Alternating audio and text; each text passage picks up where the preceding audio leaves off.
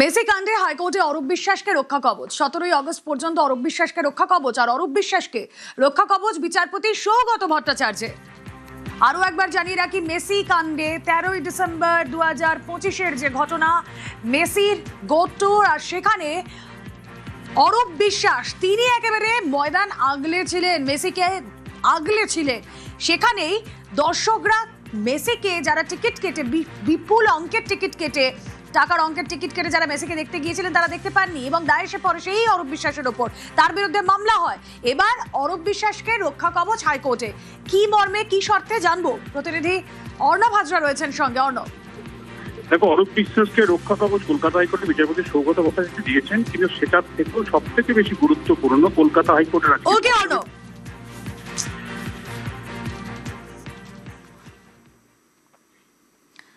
নবান্ন রাজ্যের প্রশাসনিক সদর দফতর।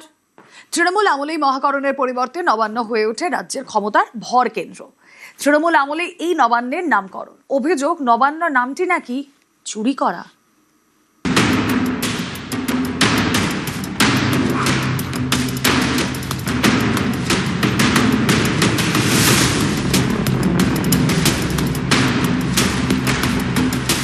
অনেকে বলছেন এ যেন চুরির বৃত্ত সম্পূর্ণ। গত 15 বছরের তৃণমূল জামানা, বালি থেকে ভেড়ি, কিছু চুরি বাকি নেই। তৃণমূল জামানায় রাজ্যের প্রশাসনিক সদর দপ্তর হয়ে ওঠে নবান্ন। এই নবান্ন নামটিও নাকি চুরি করে নেওয়া।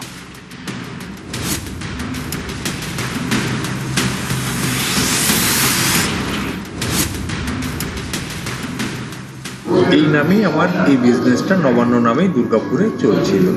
এরপর 2016 সালে গভর্নমেন্ট অফ ওয়েস্ট বেঙ্গলের থেকে একটা অর্ডার আসে। সেই অর্ডারে বলা হয় নবান্ন এবং উত্তরকন্যা এই দুটো কমার্শিয়ালি ইউজ করা যাবে না। বাম আমলে রাজ্য চলত রাইটার্স থেকে। মমতা বন্দ্যোপাধ্যায় মুখ্যমন্ত্রী হওয়ার পর মহাকরণ থেকে রাজ্যের প্রশাসনিক সদর দপ্তর উঠে যায় হাওড়ায়, গঙ্গার পাড়ে। এই ভবনের নাম দেওয়া হয় নবান্ন। অভিযোগ, এই নবান্ন নামটি নাকি চুরি করে নেওয়া হয়েছে। এই নামের মালিক অন্য কেউ। পালা বদলের পর মুখ খুললেন তিনি নিজেই।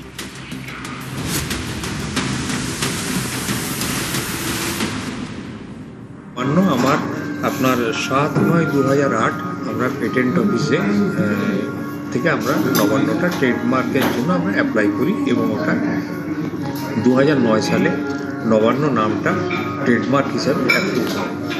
এরপর এই নামেই আমার এই বিজনেসটা নবান্ন নামেই দুর্গাপুরে চলছিল। এরপর 2016 সালে গভর্নমেন্ট অফ ওয়েস্ট বেঙ্গলের থেকে একটা অর্ডার আসে।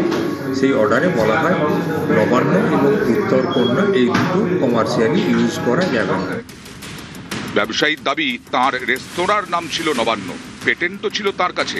তারপরেও তাকে নাম পাল্টাতে এক প্রকার বাধ্য করা হয়।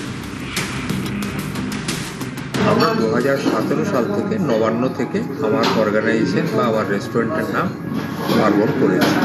15 লাখ টাকা প্রতি 20 লক্ষ টাকা ব্রকারিজ ছিল, এগুলো নবান্ন নামে যেগুলো ছিল এইগুলোকে আমরা চেঞ্জ করে দিই। শুধু রয়ে গেছে আমার ওই কাঁসার বাসন যেগুলো, ওগুলোতে আমি আর চেঞ্জ করতে পারি।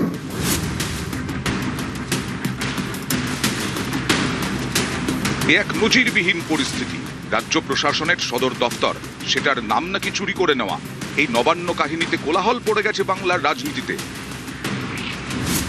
দুর্গাপুর থেকে অর্পণ চক্রবর্তী, নিউজ 18 বাংলা।